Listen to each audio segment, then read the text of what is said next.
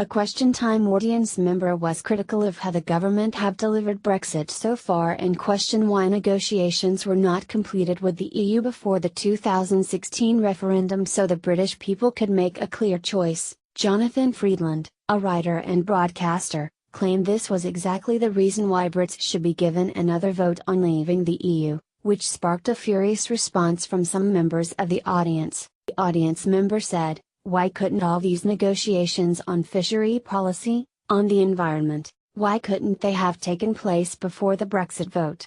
So when you went to the people of this country and said A, B and C will happen, D, E and F will not happen."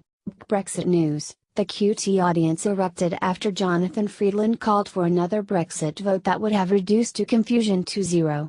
The Question Time host then turned to Mr. Freedland, who divided the Liverpool audience by calling for another Brexit vote. He said, "It is a brilliant suggestion and it is a particularly brilliant argument for there being another vote once there is a deal."